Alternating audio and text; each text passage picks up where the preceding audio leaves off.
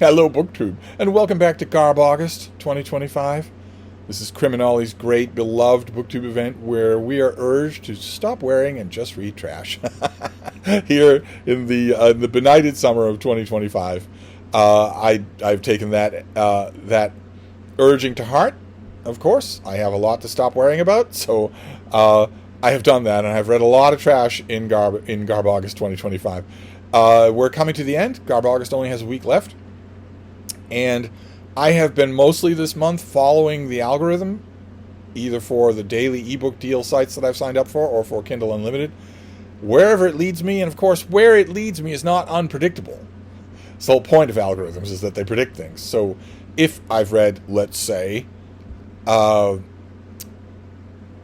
MPreg novels, then a 6th MPreg novel will probably be suggested to me by the algorithm. It's not that there's somebody behind a computer somewhere who thinks, oh, this guy's a perv, he'll probably like this. No humans involved in this at all.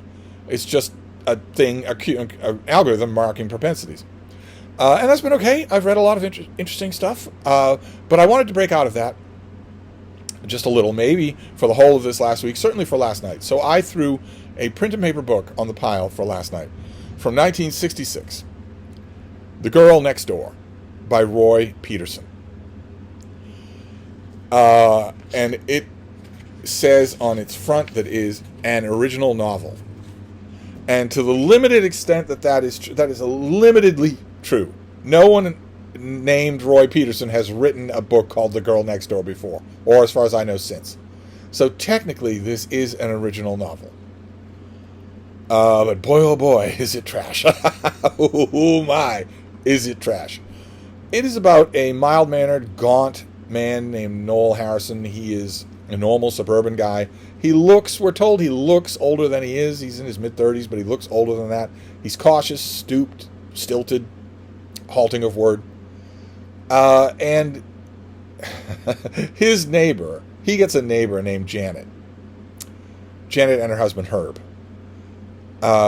And there's a bit of an age gap between them. Herb is a bit older, noticeably older, but Herb is a steady, solid guy. A fine neighbor, an upstanding pillar of the community, an excellent marksman. That's what Roy Peterson considers skillful foreshadowing. Janet is younger. And very intense, very beautiful. And in the course of this very short book, she sets her sights on Noel to seduce him, to drive him crazy with seduction. And it works to the point where, at the halfway point of the book, he half-heartedly, kind of indifferently, almost kind of sort of tries to kill her as the source of his problems. He thinks better of himself. He's horrified of it. He apologizes. She laughs. Janet does a lot of laughing in this book. But despite Gloria Steinem, Janet is portrayed in this book as inhuman, subhuman. She is a slavering, pre-human, non-sentient nymphomaniac. We are never given anything like even the slightest hint of motivation on her part for anything. We're not even given the suggestion that Roy Peterson thinks women have motivations for anything. Not at all. As far as, I don't know this author at all, but as far as this author is concerned in this book, he might as well be a dude bro author. Because in this book, women might as well be space aliens. There is one kind of human, and that is a male human being. Male human beings have all sorts of conflicting ideas and opinions. They can change their minds. They can crack jokes. They can have a little bit of whimsy. And then there's another kind of two-legged creature on Earth. It's not human at all. It's subhuman, or maybe superhuman, or supernatural. And that's women. And Janet is an exponent of those, but in the course of this novel's not long, didn't take long to read. I felt embarrassed the whole time, but it didn't take long to read. In the course of this novel, you get this strong impression that although she is our star, she's not atypical in this author's view. That if Noel Harrison had not lived next door to Janet, he would have lived next door to someone just like her. And I don't want to spoil this book, this 100-year-old book, but things climax.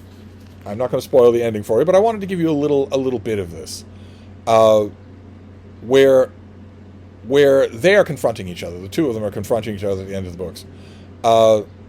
And Noel says, "There's nothing you can gain by smearing me. It can't give you any satisfaction. What can it give you?" And she says, "You." And he says, "You're out of your mind." It took you 129 pages. You're out of your mind. No, just in love. It's true what they say about a woman in love. She'll do anything to get what she wants. You're not in love, Janet. You're sick. And even if you weren't sick, I wouldn't want you. I think I'd sooner go into a monastery than get tied up with you. You're bad news. She's about to demonstrate to him, of course, that she only has one response to anything.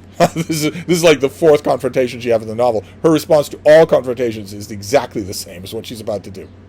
She smiled, and that familiar look of drowsy sensuality came flooding into her eyes. His heart pounded as she moved across the room toward him. He knew he would have to get out before she started to weave her spell around him, but it was too late. She unbuttoned the housecoat and slipped her arms out of the sleeves, letting it drop to the floor. His eyes stayed riveted on her feet, but gradually, not riveted in other words, they moved upwards, drinking in every inch of her flesh. She wore a tiny wedge-heeled slippers, panties, and bra. I'm assuming by that all three of those items are wedge-shaped.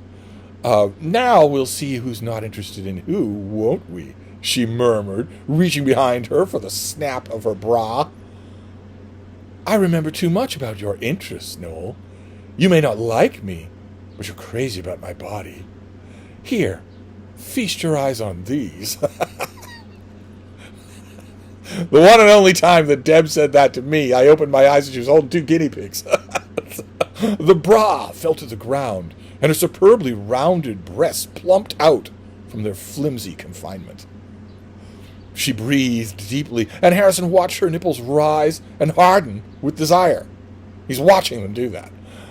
She was less than a yard from him, one hip pressed against the table. She bent slightly and started to peel the panties down her legs. He was so close he could hear the elastic hiss as she pulled them off and let them drop from her extended fingertips. She put out her arms to him, and he found himself standing, mesmerized by her fragrance and her closeness. His body started to react. He had not had a woman for days, imagine. Good Lord. And now here he was, the most perfect specimen he'd ever known, right in his arms. He shook his head and broke away. You must be mad, Janet. Your husband's upstairs. He may come down at any minute. Oh, don't worry about Herb. He won't wake up yet. Look at me, Noel. All yours. You can have all this whenever you want. See? She pressed her breasts together with her hand, and then dropped her arms to her side and spun before him. See how beautiful I am, Noel? And you know what I'm like in bed, don't you? You know I nearly killed you once, Janet. I was planning to do it. Maybe I still will. He thought wildly of the old Winchester that stood in his bedroom closet. Yeah, the old Winchester that's long and stiff of barrel, like something else in this scene. You couldn't kill me if you tried, Noel. You're not the killer type. That scene goes on for another 6 paragraphs, after which something happens. Did I mention that Herb is a great marksman? Anyway, the ending of the book. Well, it's got nothing on Othello. Let's just say.